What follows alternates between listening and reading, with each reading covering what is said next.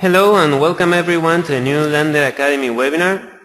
My name is Fernando Flores and I'm Marketing Manager at Lander. And in this opportunity we'll have Phil Sharp as a guest speaker. Phil is Senior Marketing Manager at usertesting.com. Usertesting.com is the easiest way to find out why your visitors leave your website and landing pages. I'm sure Phil will explain that better for you than what I can do. Just to make sure, for those of you who haven't been part of the Lander Academy before, this is a series of free classes that here at Lander we offer to our users and everybody in the online marketing community. So please welcome. And just for all of you that don't know Lander yet, Lander is the easiest to use landing page platform. I invite you to try. You can create your free account on landerapp.com,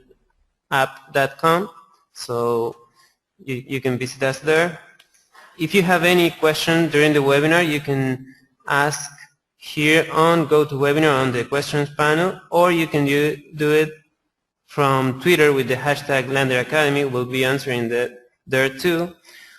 Probably what we'll do, we'll keep the questions to the Q&A section of the webinar at the end so that we don't interrupt Phil. So welcome Phil, and thanks for being here with us today. Yeah, thanks for having me. It's great to be here. And can we pass over the screen to me so I can share these slides? Sure. Here we go. All right. Okay, so now you should be ready to show your screen. Great. All right. Okay, so I'll leave you here from now on. All right, perfect. well, thanks again for having me. It's really nice to be here. And so I'm Phil with usertesting.com, and today I'm going to be talking about how we can start to know what we don't know. And the reason why that's important is because really, we all look like this. Now, some of us aren't quite this adorable, but we all have a figurative giant toilet paper tube around our heads. We have tunnel vision. We spend so much time with our sites that it causes us to miss some of the obvious problems that are right in front of us. In fact, we're a lot like the person who painted the logo on this field here. We do a lot of this every day with our websites. So if it's not immediately clear, this is a logo on a football field that should be on the 50-yard line, but it was painted on the 45-yard line. And I can just imagine the person painting this. I'll assume that he was a man. And so this man is on here. He's probably painting this for an hour. It has to take an hour or two to get the logo, and he's measuring and making sure the colors are just right. Thinks he's done a great job, and it's not until he walks away from the field and looks back that he realizes he's put the logo in the completely wrong spot. And it's easy for us to be the same way. Just instead of football fields, it's with our sites and our products because we're too close to it.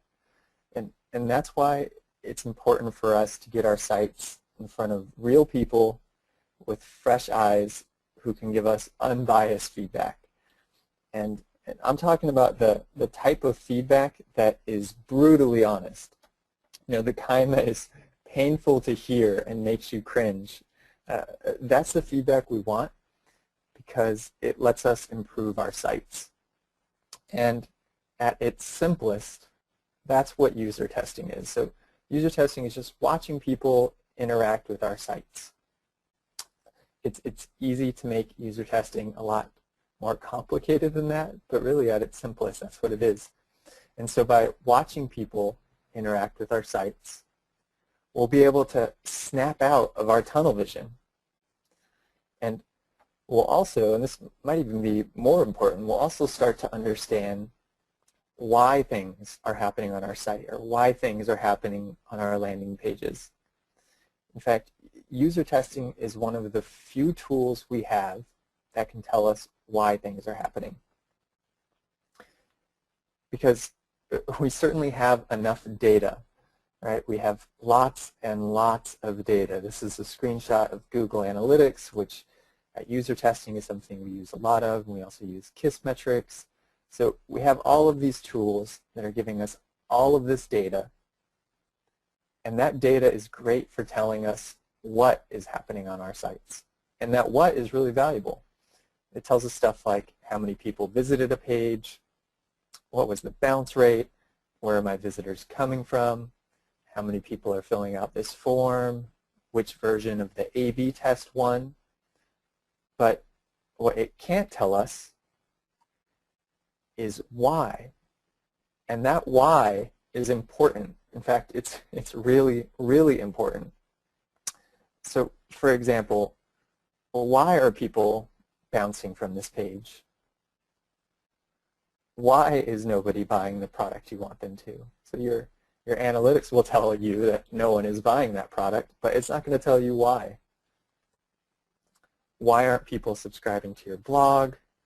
And then a really neat one, why did the B version of the A/B test win? So your analytics is going to tell you which one won, but there's a lot of value in knowing why that one won, and that'll help give you insight into setting up your future A/B tests. And to illustrate the importance of why, I want to show you one of the mobile tests that we've run with our own usertesting.com service. So, at user testing, and this is what we do, we make it easy for people to get videos of real people using their websites and apps. So this is an actual video that we've done, and this is a person using a mobile app, and she's trying to upload a whole lot of photos to the cloud through this app. And you'll see that I'll show you the video, and I want it to be abundantly clear that the user is doing everything 100% exactly right. The user is not at fault here, and yet she's having the hardest time ever. And this is one of my favorite videos, and this is burned into my mind. Whenever I see this particular issue, I think of this video. So let me cue this up and get this ready to show you. It's a bit long, but it's long for a reason. I hope when you watch it, it is awkwardly, painfully long, so you could feel the struggle that the user goes through. So.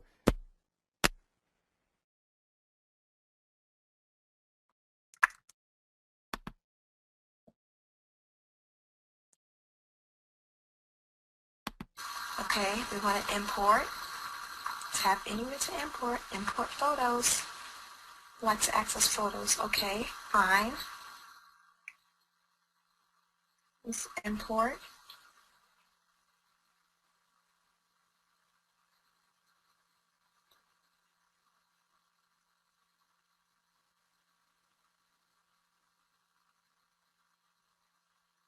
So I'm assuming it's going to tell me when it's done, because I don't see any updates or anything of what it's doing. So as this poor woman tries to frantically figure out why it's not working, I want you to remember that it is working. It's doing exactly what she wants it to in the background, but she doesn't know. It's not making it clear. So she goes on a little tap fest here. And obviously we've sped up this video, otherwise we'd be here all day. But it's just amazing and painful to watch this woman look to get this working, when in fact it is already working.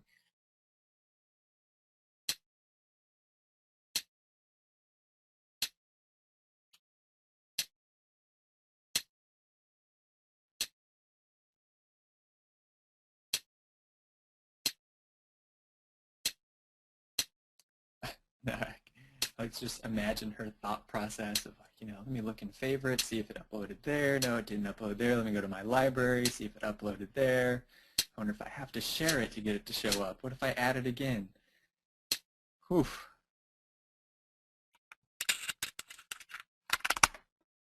So I love that video, even though it's painful to watch, because I think it illustrates perfectly how user testing can teach us why things are happening.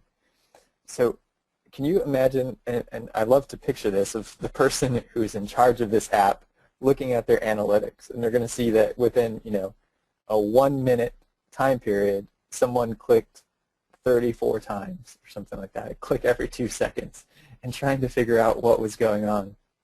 And if it was me, I would probably think, someone just had the app on in their pocket and didn't realize it. It's pocket clicks, it's not real clicks, or it's just someone goofing around, or it's a bot. When really, when you watch someone use it, it becomes abundantly clear what's going on. It's the user has done everything right, but she doesn't know that she has. There's no feedback from the app telling her that your photos are uploading and it's just going to take some time. And so there are some simple UI tweaks that they could make which would make this problem go away, and analytics would tell them nothing about that, but one random video from some person trying to use their app makes it abundantly clear right away.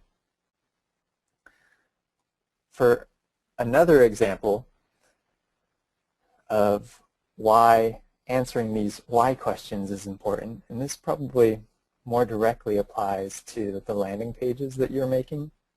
So imagine the hypothetical example that on one of your landing pages, or maybe your home page, you put in a new kind of hero graphic, like a new big section where you want people to click, you want people to fill out a form. You've changed all of that. You A/B test it and you see that it has dramatically lowered your click-through rate, which is bad, right? You're freaking out.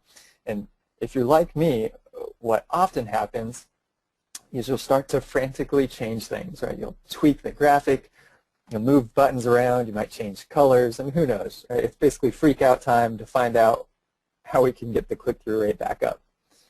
So you're using data to blindly look for a fix. But instead, you can user test it. So you can get that version in front of real people and then let it rip. Watch them use it, and who knows what you'll find, right? Maybe people don't see the button, maybe they're afraid to click it for some reason. I think that's the whole point of user testing, is that most of the time we can't know why things are happening until we actually see people interacting with our sites, and then it becomes abundantly clear. So by answering these why questions and snapping us out of our tunnel vision, user testing is going to make us a lot of money, which, as people running companies and running websites, at the end of the day, that's what's important. But more than that, user testing is also going to make people happy. It's going to help you make your site easier to use, so your users will be delighted. They'll tell their friends about you. They'll remember you. They'll think of you. They'll connect with you. But the truth is, despite the benefits of user testing, getting your site in front of real people, many of us don't do it nearly as much as we should. And it's probably because we think it's going to take days, or maybe even months, and you'll have to set up a fancy lab, and you might even have to dress like a doctor if you want to get really serious about your results. You'll have to recruit hundreds of people. But no, no. I say no as many times as I can. User testing can be simple. And even when you keep it simple, you'll still receive a ton of value. So rather than waiting months, setting up a lab, and dressing like a doctor, just keep it simple and get your site in front of some people with fresh eyes who can give you that unbiased feedback. So, it's really as simple as you can head out to a coffee shop, talk to some people there, or if not a coffee shop, then how about an airport? Because I can guarantee you that there will be some bored people at an airport willing to help you. Or you can use the internet to do all this. With a service like ours at usertesting.com. Really, what you're trying to do is find people that are outside of your bubble, right? That aren't familiar with all of the jargon in your company, that aren't going to say, well, that's the way we've always done it, so we're going to do it that way, or of course it's that way because that's the way we've always done it. You need people who don't have that tunnel vision. And getting feedback like this, it doesn't have to take days or months. You can get results fast. I'm talking hours, right? Not days or months. And for most things, you don't need hundreds of participants. You don't need hundreds of people that meet your exact, very narrow niche. For most things, you only need to test with 3 to 5 participants. And that's going to unveil your biggest problems. But I know you're skeptical, and I was skeptical once too. You're probably either thinking something along the lines of, how can 3 to 5 be statistically significant? Or no, I need my exact target market. This 3 to 5 people is not going to cut it. And to that I'll say, yes, sometimes you absolutely want to run tests with hundreds of people. You want to make sure they fit your exact target market. Sometimes you'll even want to do things like set up a lab. But for most of your most important things, you'll only need 3 to 5 people. And the reason for that comes back to carpet. So Steve Krug was in our office about a month ago now. He was telling us this story about carpet. And for those of you that don't know Steve, he's really famous in the usability space and UX, and beyond that, he's just a fantastically nice guy. But he wrote 2 really influential books, which I definitely recommend. One is called Don't Make Me Think, which I'm sure many of you have read already. If not, pick it up. And Rocket Surgery Made Easy. So those are 2 books that are both really easy to read and really short too. So highly recommend them. But Steve was in our office, and he was telling us a story about carpet. And he was saying, if you look at the screen in front of you right now, you see that frayed carpet there. Just imagine you're in an office, this office here, and you're trying to see, is this frayed carpet going to make people trip and fall? If you were trying to answer that question, what you would need to do is stand by the carpet. You might want to hide behind a cubicle and watch a few people go by. So you'll watch the first person go by and trip and fall on their face. Okay. You watch the second person go by, they trip and fall on their face. You watch the third person go by, they trip and fall on their face. I think at that point, it is a pretty good sign that you should fix the carpet because people are going to trip on it. It's the same way with user testing and unveiling your biggest problems, right? You're only going to need a few people to catch the big things that you're missing because of your tunnel vision. Just running tests with a few people are going to reveal those. And for another example, I mean, beyond carpet, imagine it with a doorknob, if that's better for you.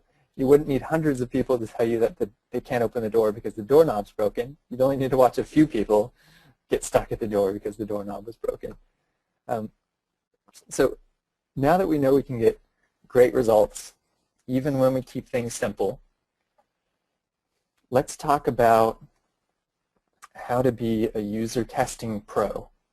And as you probably guessed, as with most things in life, there's a trick. And the trick is to user test everything. You might be thinking, everything? Yes, everything. I am and have always been a big believer in user testing everything. So even in my personal life, I'm a big fan of user testing.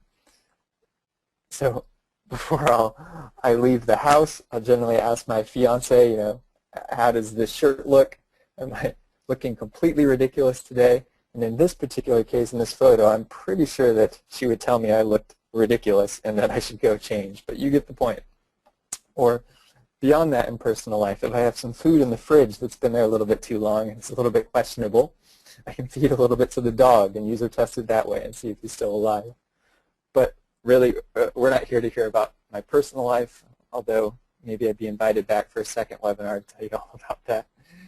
Really, what we're here to talk about is you. And I want to give you 13 things that you can test on your site that will make you more money and make people happy. And after we run through these 13 things, I'm hoping that we'll have a lot of time for questions so we can do a bit of a Q&A. So hopefully we can answer some of your specific concerns. But the first test that I really think everyone should be doing, and I think you should be doing this with a few people every month, no matter what. And it's basically just what I call the basic website overview test. And in this type of test, you basically just have someone go to your site, or even go to your landing page, have them do what they normally do, and then proceed through your funnel.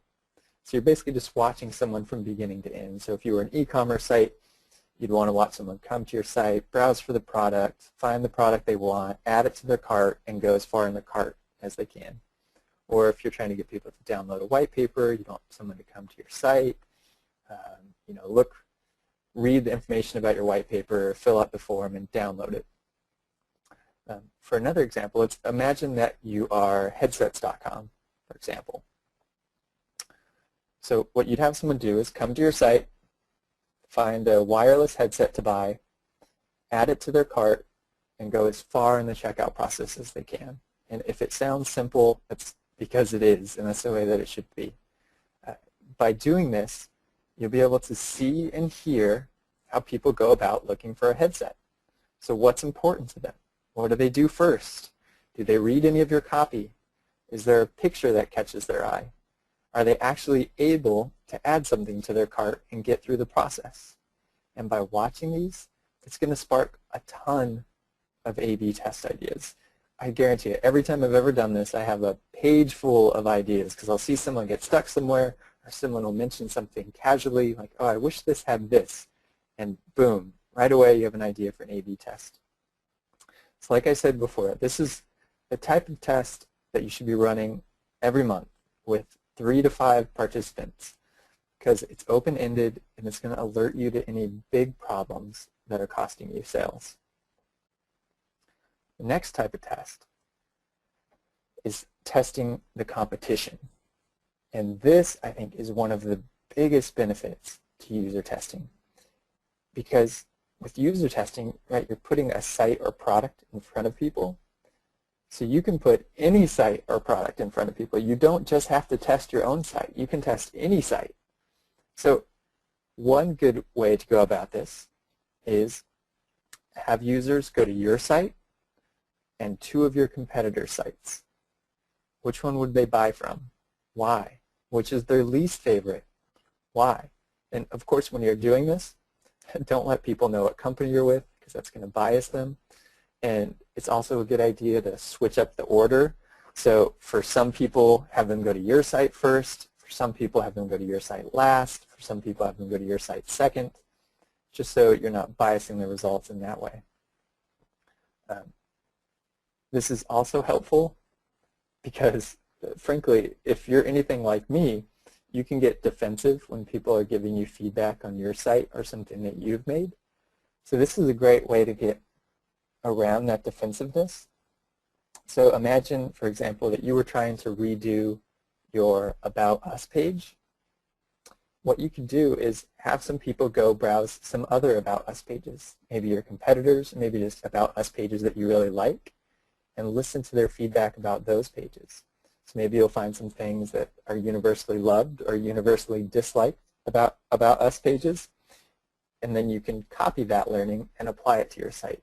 So even by watching people just use sites that are not related to yours at all, you will still get feedback that will help your site. And along the lines of testing websites other than ones that you own, you can also test how people search. And you can get information further up the funnel. And this is, as far as I know, I think user testing is really the only way to get this information further up the funnel, because your analytics, as you already know, is going to tell you what people do once they're on your site. When I'm talking about further up the funnel, I mean, what about everything that's happening before people get to your site? Right? If they're searching for you on Google, how is that happening? Why did they decide to click on your page, etc.? So imagine, for example, that you are a hotel in Hawaii, as I stare at my screen here and desperately want to vacation to Hawaii. What you could do is, if you're in charge of a website for a hotel in Hawaii, you could run a test and ask a user to go to Google and find a warm place to vacation. That's it. Go to Google, find a warm place to vacation. Don't mention Hawaii, don't mention hotels, just let them search and watch them and listen to them. You can let them go through the process of researching and deciding where they might want to go, take note of what appeals to them, the obstacles they face, the type of information they're looking for, and how they come to their final decision. You'll be able to see things like, do they even notice the paid ads? Do they know that paid ads are different than organic ads? Do they go to page 2 of the Google results? Do they jump straight to Yelp or hotels.com? You'll get a lot of this really big picture feedback that you couldn't get any other way. You can also get a little bit more specific. So before, here, we're asking people just to go to Google and find a warm place to vacation. But to get a little bit more specific, you could tell people to search Google like they normally would, but this time tell them to find a hotel to stay at in Hawaii from August 1st to August 3rd. So you're telling them hotel, you're telling them Hawaii, and you're giving them dates. Then you can see how they interact with the search results. So what catches their eye? Does your site happen to be anywhere on that page for them? Where do they click? And then when they click, what do they think of the landing page? What do they like about it, dislike about it? Even if they don't click on your ad or your search listing, which most of the time they probably won't, you'll still learn a ton of valuable information. And this is all information that you can use to inform your strategy, improve your site, and make more money. Now, the next thing that you should be testing on your site is your navigation. Because believe me, by watching all of the user tests that we have, we see that one of the most common issues is with website navigation. And the problem is usually caused by one of two things, not to get into too much detail, but it's usually either there's a disconnect between how the company thinks of their taxonomy and what the user expects. So basically the company has grouped things differently than the user would have expected. Or the website is unknowingly using jargon that's unfamiliar to the user. And a great way for you to test this on your own site is to ask someone to find a specific item on your site, but don't let them use internal search. So restrict them to use your navigation to find an item that you want them to. And I want to show you a video. This is another video from us at usertesting.com of someone searching for a vacuum, well, someone looking for a vacuum without using search. So this will reveal some of the interesting information that tests like this can provide. So let me cue this up over here. Here we go. I need to find a vacuum, but I need to find one for $50 or under. I'm not sure exactly which household, I don't know, something. What would it be in? Let's see. I don't think it's going to be in here. Oh, wait. What would it be in? Huh. I really have no idea. Electronics. It's not electronics. Furniture, home and, oh, why didn't I even think about this? Okay, oh, hold on. Vacuums, right there.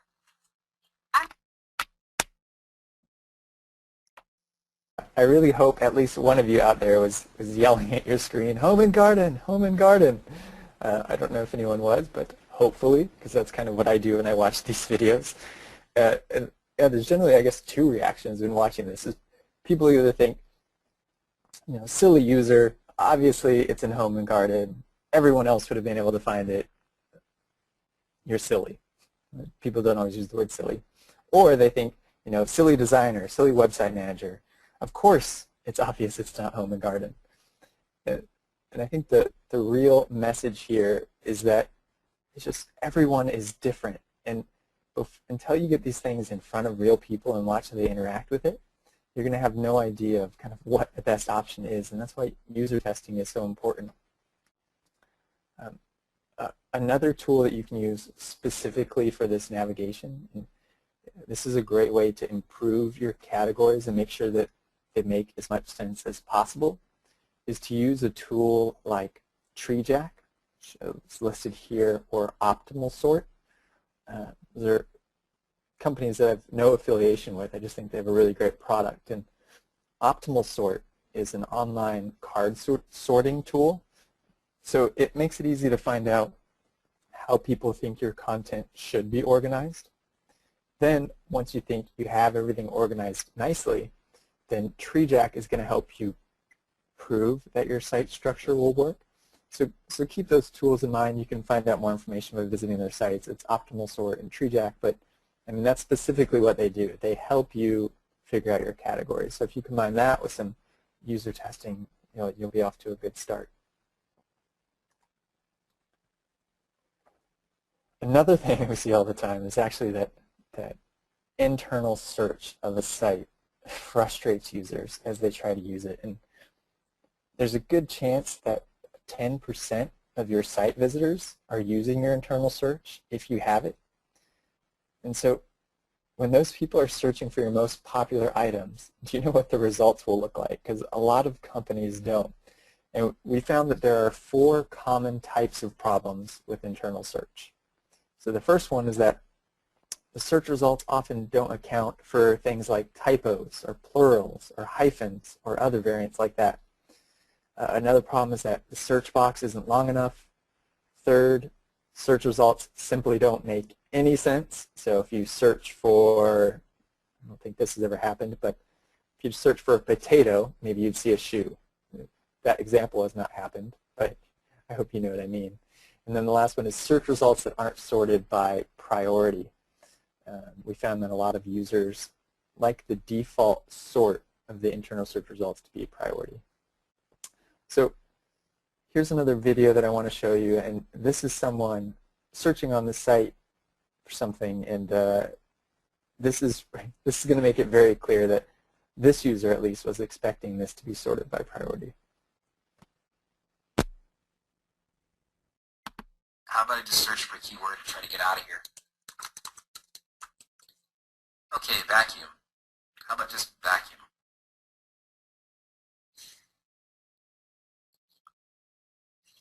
Okay, so what comes up when I type in search for vacuum? I get replacement battery for iRobot Roomba and Kirby filter paper bags. So I don't think that's the most relevant thing. Why did that come up? I don't know. Is that relevance? I see relevance here. How about relevance? Yeah, and so we see this all the time too, and the reason why this comes up so much is that it's hard, right? It's hard to get internal search right because there's so many things that people can search for. There's so many things to keep in mind, and so one of the best tools that you have is user testing, just watching people search and observing the way that they search, and then you can make sure that those searches are taken care of. Another thing that I always recommend is to look at your internal search logs and just do some auditing yourself. So find the top 10 to 20 keywords that people are searching for on your site, and then search for them yourself and see if you're happy with the results. Then search for your company's 10 most important products. How do those results look? And then lastly, look for some generic non-product terms. So for example, if you're an e-commerce store, you could search for returns or contact or hours and make sure that all of those are good. So if you can make sure your top 10 to 20 keywords, 10 most important products, and then those generic terms are all working, then you're probably 90% of the way there, and that's a great start.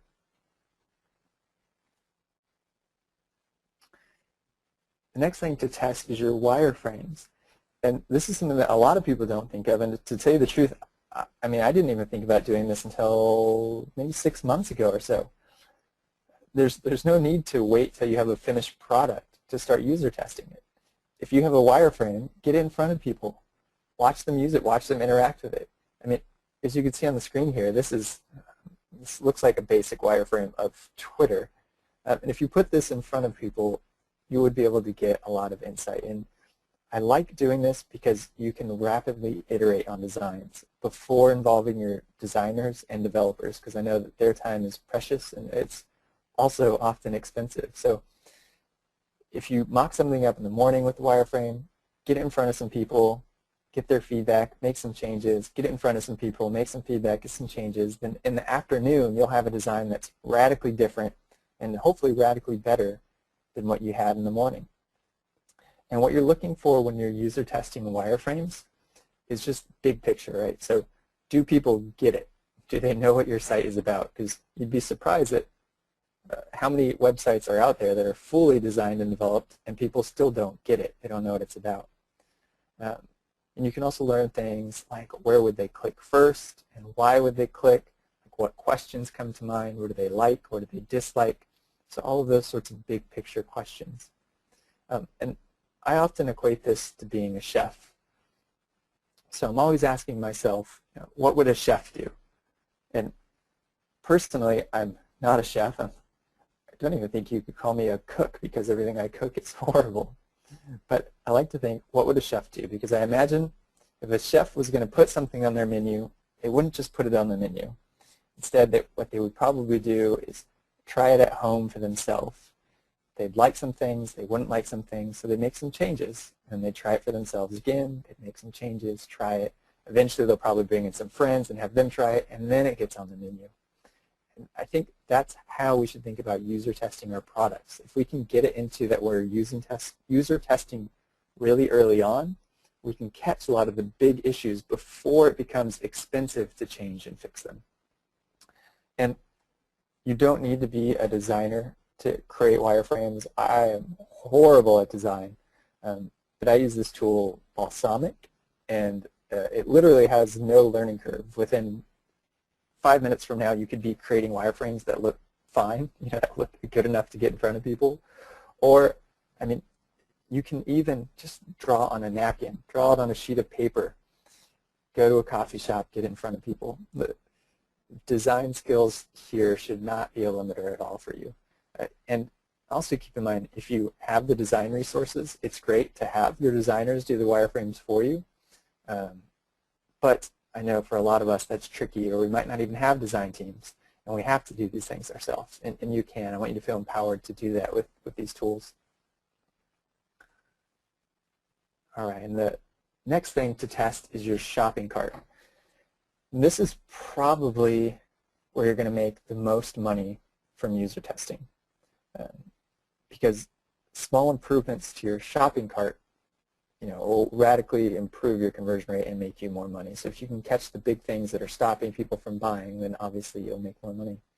So with these tests, what you do is I like to run a few tests where you just have people go as far in the checkout process as they can and pay close attention to what they're doing. So where are they getting hung up, and are they looking for things that they can't find? So are they looking for trust symbols, for example? Or do they want a method of payment that you don't have? Or are they being distracted and leaving your cart? Does everyone wonder about the return policy? So you can get a lot of that big picture stuff. And you want to keep those tests in general. You don't want to lead people too much. You just want to say, add something to your cart and check out. And then you can watch them do that and just learn. But then you can also get more specific. And you can have people go through the checkout process, but this time you can ask them questions like what security information is important to you? Do you find it in my cart? Ask them to find the return policy or maybe your satisfaction guarantee. And ask them, is it easy enough to find? Do you have any concerns or fears about it? You can ask them how confident they are in giving you their credit card information. You can ask, is there a store or company that you trust more, and why do you trust them more? So you can answer a lot of those why questions, which again will give you A/B test ideas for your cart. Next thing to test is your email experience. And I equate this to the advanced version of reading things out loud. So we all know that, if you write something, if you read it out loud, you're going to catch a lot of your mistakes that you wouldn't have when just reading it in your head. And you'll catch even more mistakes when you user test this stuff. So we do this at user testing all the time, and I'm a bit embarrassed to say we've caught quite a few things that have been wrong. But that's what user testing is for. You can catch these things. So before you send out an email, host it somewhere online, or you can even print it out, or you can send it to someone. Basically, get it in front of someone who's outside of your bubble, who doesn't have tunnel vision, who's not in your company, who doesn't know the jargon, and just watch them interact with it. Watch them read it, see where they get hung up, have them go to your landing page. Does the landing page make sense? Do they know what they're supposed to do? When they try to do it, does it work? So all that sort of thing you can be testing. And along the same lines, you can do that with your blog post or with your infographics. So whenever you write something, before you send it out to your hundreds of thousands or millions of people, or maybe even hundreds of people, get it in front of just a few people outside of your bubble. Watch them read it, watch them interact with it. And with blog posts in particular, I really like to ask people very simply, would you share this with your friends? Why or why not? You'll be amazed at the insight you get from that. And you could ask them stuff like, try to share this on Twitter or try to share this on Facebook. Does everything happen the way that you expected it to? And that's where you can catch a lot of those errors in those processes. You can also test your direct mail. Before you send out letters to everyone, post them online, have people read them, get their feedback. You don't need to be tech savvy for that type of thing. There's a tool called Envision, which I use a lot. Again, not affiliated with them, just like their tool, which lets you put a PDF or an image online very easily. So you don't have to worry about hosting it on your own server. You can kind of drag and drop to them and then share that link with people. And the last type of thing to test that I wanted to talk about was mobile. Because, as you know, mobile is different, right? It's different than computer. Mobile is bigger now than it was last year. It's going to be bigger next year than this year. And chances are it's happening right now that customers are browsing your site from their phones and tablets. And are they going to be able to find the information that they're looking for? And are they going to have a great experience? What if they're on Android? What if they're on an iPhone? Does your site use Flash, or does it require hovering? What if the user rotates their screen? What if they try to check out? Like, all of those things are different experiences on mobile that you need to be testing for. And it becomes even more complex because when we think about developing sites for PCs, we often hear ship early and often, right? Keep calm and ship it. And personally, I think that's a great approach for PC development. But it's an approach that doesn't work for mobile, specifically doesn't work for mobile apps. Let me explain. With mobile apps, your best approach is the opposite. It's to ship late and infrequently, which is kind of counterintuitive, but the reason for this is when you ship too quickly with mobile, you leave yourself vulnerable to getting some one-star reviews that are going to be hard to bounce back from. This is when you're releasing mobile apps. So because of that, user testing on mobile apps is even more important because it's going to allow you to catch those big issues before you launch. So you can avoid those embarrassing and potentially devastating one-star reviews. And obviously, mobile is a huge topic, and it's more than we can cover in its entirety in this presentation. But we did recently put together a research paper. It's 42 pages long, and it is amazing. I know I'm biased, but still, it's free. If you go to bit.ly/mobiletraps, you find it. We watched thousands of mobile usability videos and found that there are 4 pitfalls that websites and apps fall into when developing for mobile. And that's what the report's about, and I highly recommend checking it out. So we've talked about all these things that you can test. It's probably a bit of a whirlwind. So to remember one thing, it's to become a real user testing pro, you need to follow the shower principle. And this is a principle that I have completely made up, so I hope that you haven't heard it anywhere before. And it's a bit of an embarrassing principle, but I hope it gets the point across. And when I was a kid, My mom would always ask me, Phil, when was the last time you showered? And the only reason she would ask me that is if I couldn't remember the last time I showered, then she made me go take a shower right then and right there. And it's the same for user testing. This is the shower principle.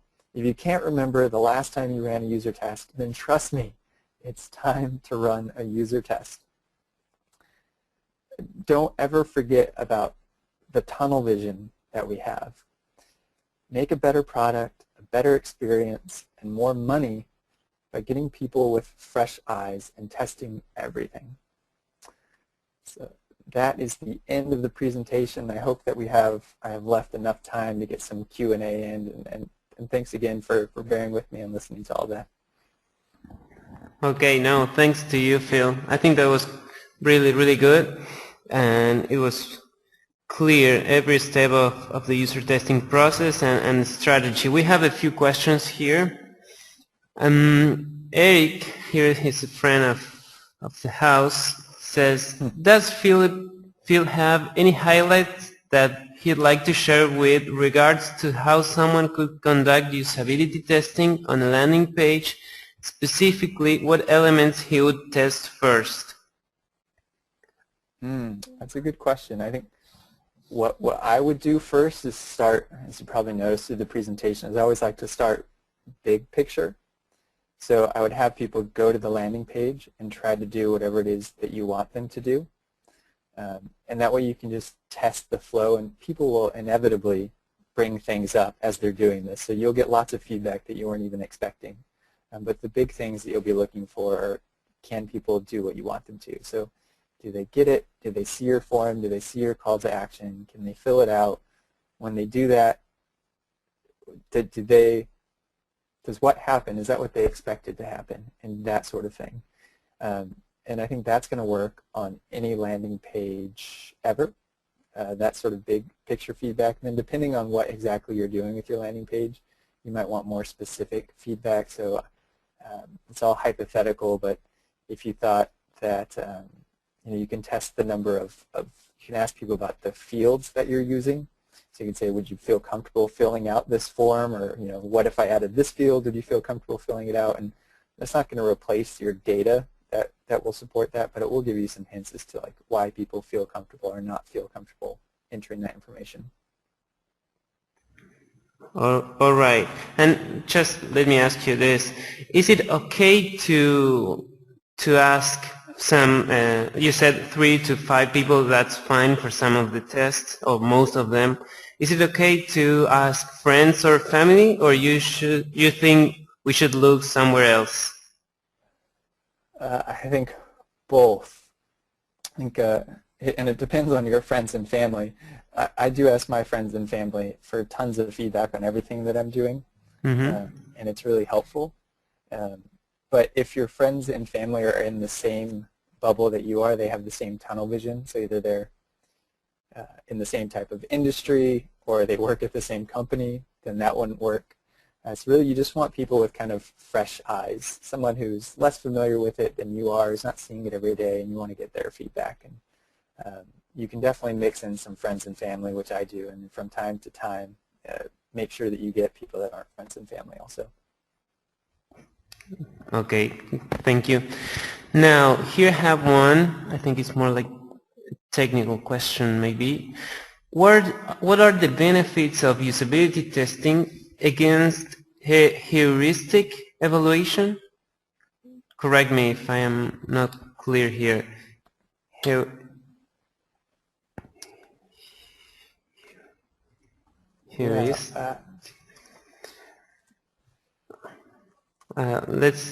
Let's clarify the question. We can go with another while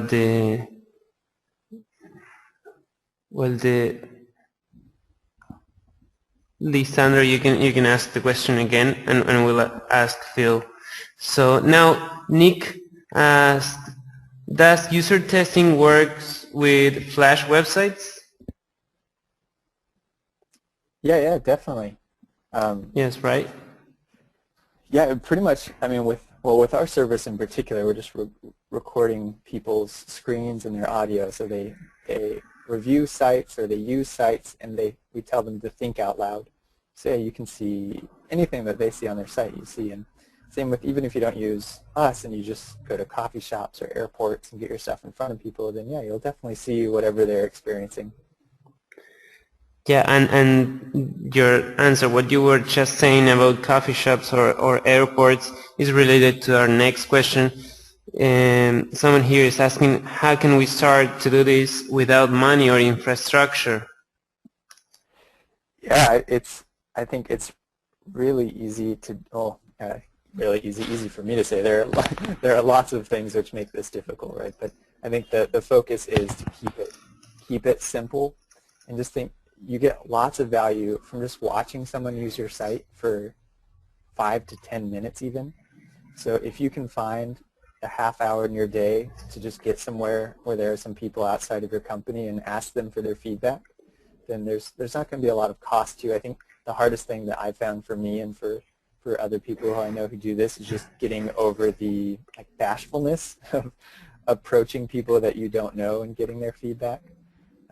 And even the tool like ours, where you get feedback really fast online, it's only $49 for a user testing session. So with a lot of the other tools that you might be paying for, I mean, it's really inexpensive, and the value is definitely there. So there are lots of ways to kind of be scrappy about it and to get the feedback. Great, great.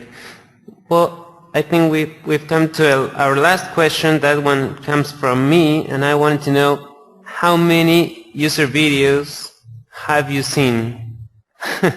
Oh, good question.